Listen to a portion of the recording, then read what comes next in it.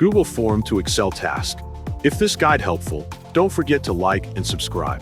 First, choose the browser you will use, for example Chrome, to begin the process of creating a Google form and exporting its data to Excel. Double-click the browser icon to open it, and wait until the window loads completely on your screen.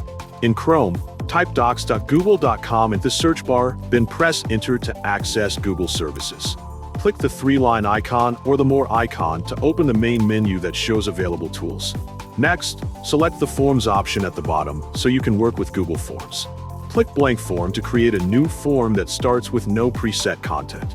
Write the form title and description as an example so respondents understand the purpose of the form clearly. Create a question for name by selecting the short answer option to allow users to type their response. Create a question for monthly income in USD and also use the short answer option to collect numeric or text input.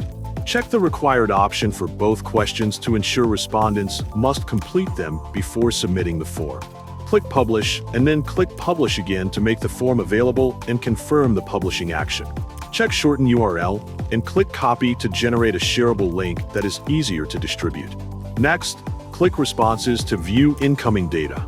Then click Link to Sheets and click Create to send the responses to a spreadsheet.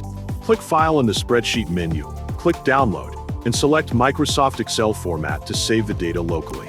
Open the downloaded file in Excel and view the result to confirm the form responses appear correctly in rows and columns, showing that the Google form data has been successfully converted into an Excel file for further review, storage, or analysis.